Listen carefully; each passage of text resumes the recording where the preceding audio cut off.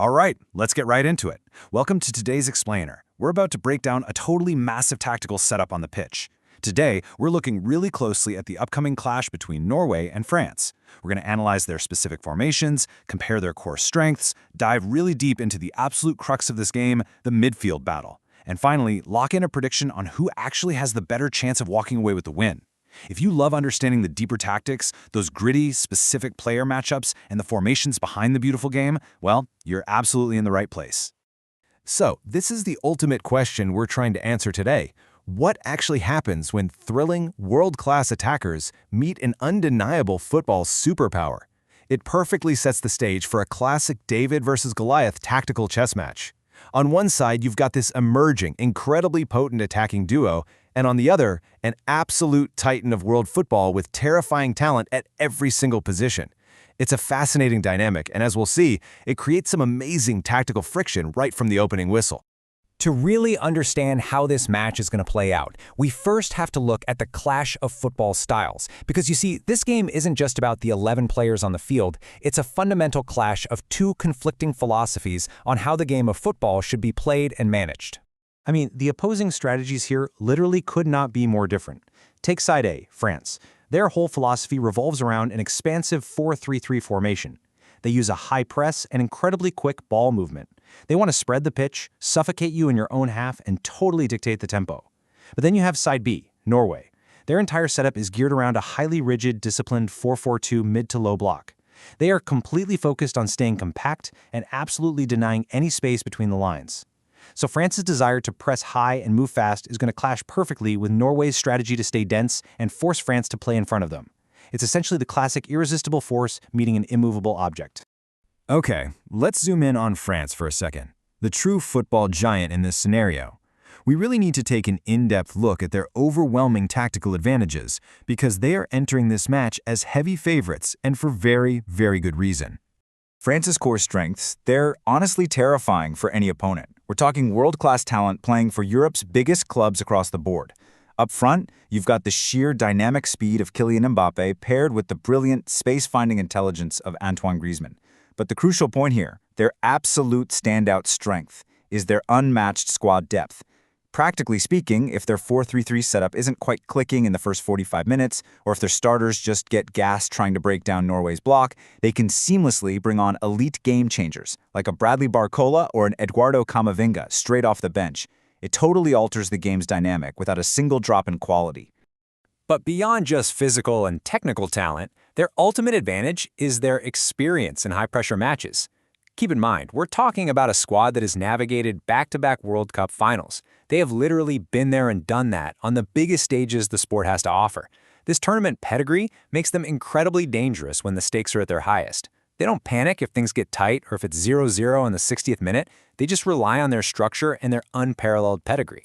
So how do they actually translate that experience into a win today? Well, here's France's step-by-step winning formula. First, they need to control possession to dictate the rhythm. Second, press high to trap Norway deep in their own territory. Third, and this is absolutely crucial, they must move the ball quickly from side to side to stretch out that rigid 4-4-2 block. And fourth, they have to relentlessly exploit the gaps that naturally appear when defenders eventually get tired and make mistakes. If they execute this systematically, France is going to carve out a ton of scoring chances. But let's flip the script and look at Norway, the dangerous underdog.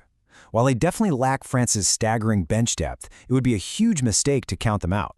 They have some massive, specific weapons that can hurt absolutely anyone. Norway's arsenal is incredibly specialized. They combine a super-organized defense with an extreme counter-attacking threat, driven by a fast and remarkably physical attack. And you simply cannot talk about Norway without highlighting Erling Haaland. The guy is the ultimate physical focal point. And sitting right behind him, you've got the elite creative vision of Martin Odegaard. Because Norway's setting up in that compact 4-4-2 shape, their attack is essentially a coiled spring. Odegaard is just waiting to find that exact passing lane the split second France loses the ball, launching Haaland into open space. Now, for Norway to pull this off, it's all about flawless execution. Their winning formula relies on total discipline. Step 1, stay extremely compact defensively, keeping those two tight banks of 4. Step 2, absolutely deny France's wingers any space in dangerous wide areas. Step 3, The moment they win the ball, bypass the midfield entirely and counterattack with blistering speed. And step 4, take every single opportunity. Norway has to be incredibly efficient here because a team like France, they rarely allow many clear-cut chances. Norway isn't going to get 10 shots on goal, they might only get 3, and they literally have to make them count. This actually brings us to a fascinating contrast in how these two teams attack. Norway's key attackers must be absolutely clinical. Think of Haaland's ruthless one-touch finishing. When the ball arrives, boom, it has to end up in the back of the net. On the flip side, France leans heavily on their attacking stars, like Mbappe, to create dynamic, multi-touch moments of brilliance to unlock a set defense. It's really a battle of ruthless efficiency versus sustained creative inspiration. And remember, just one individual moment of magic from either side could totally flip this match on its head. All right, now we arrive at the most critical part of this explainer, the midfield battleground. This is truly where the match is won or lost. Everything we've discussed so far, the high press, that compact 4-4-2 block, the quick counterattacks, the star strikers, it all hinges entirely on who wins the tactical war right in the center of the park.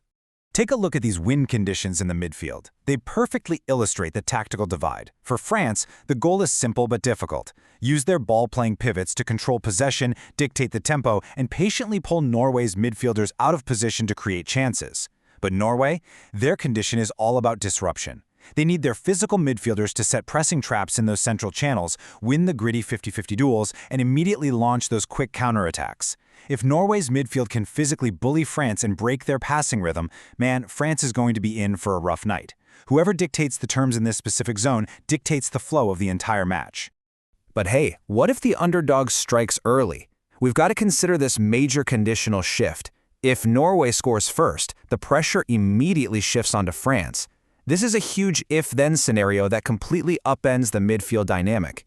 Suddenly, France has to push their fullbacks even higher, committing more bodies forward and taking way more risks. And what does that do? It leaves massive pockets of space behind the French defense, the exact space Norway's wingers and Haaland are desperately waiting to exploit on the counter. An early goal from Norway would literally turn a tactical chess match into a high-speed thriller. And we absolutely can't ignore the X factor here: corners and free kicks. If open play in that midfield battleground turns into a total gridlock, meaning France can't pass through the block and Norway can't break out on the counter, set pieces become the ultimate deciding factor. With Martin Odegaard's pinpoint delivery and the sheer, terrifying aerial threat of someone like Haaland in the box, a single well-placed corner or a clinical free kick could easily be the difference maker in a tight game like this. Okay, it's time to bring all these tactical threads together for the final prediction. We've weighed the expansive 4-3-3 against the rigid 4-4-2, we've broken down that massive midfield battle, and we've compared clinical finishing with creative brilliance. Now, let's see who actually has the better chance of taking this one home. Ultimately, the deciding factors really come down to a war of attrition. France just boasts a stronger overall squad from top to bottom, plus significantly greater big-game tournament experience. Now, Norway absolutely has the tools to surprise us, especially if Haaland gets a chance early and they shift the pressure onto France. But the tactical edge heavily favors the French. In an exhausting match where Norway is going to be forced to chase the ball for long stretches, France's ability to just sub on fresh, world-class attackers against tired Norwegian legs in the 70th minute is an overwhelming advantage. Which brings us to the prediction. Based on everything we've analyzed, especially that crucial battle for the midfield, the prediction is a hard-fought 2-1 win in favor of France. It for sure won't be a walk in the park. It's going to be an incredibly tense game of expansive attacking football, constantly probing a really stubborn defensive organization. But at the end of the day, France's experience, combined with their sheer quality and depth, should be just enough to crack the code, likely late in the second half. So, I'll leave you with this final thought to ponder as you get ready for kickoff. Will France prove their dominance as one of the absolute best teams in the world, or can Norway's clinical counterattacks pull off a massive tactical upset?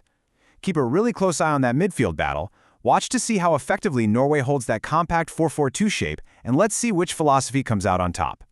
Thanks so much for joining me on this explainer, and enjoy the incredible tactical battle ahead.